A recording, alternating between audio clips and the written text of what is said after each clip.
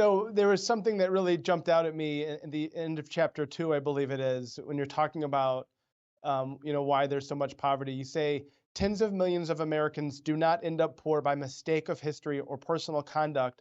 Poverty persists because some wish and will it too. I mean, that's really powerful writing. It made me very uncomfortable. I think it's, designed to make people who read this book feel uncomfortable.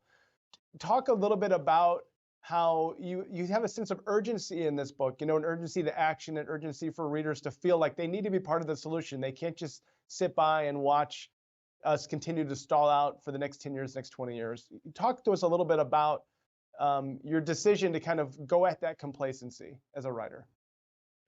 Yeah, I love that word you use, urgency, because this is a morally urgent problem. Poverty isn't just about not having enough money. It's about death.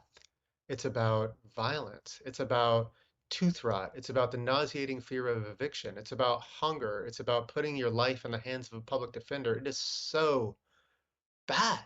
It's this tangle of agonies and humiliations, and the citizens of the richest country in the world certainly can and should put it into it.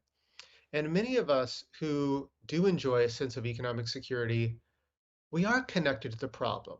And so we're connected to the solution. We often consume the cheap goods and services that the working poor produce. Those of us invested in the stock market see high returns, but sometimes those returns come at the cost of another person's life and labor. We have a welfare state, and I hope we can get into the details here, that gives the most to families that don't need it. We really do more to subsidize affluence in this country than alleviate poverty.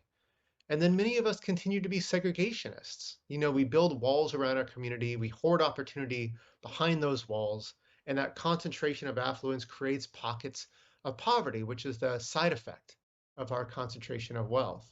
So these are ways that many of us are connected to all this poverty around us.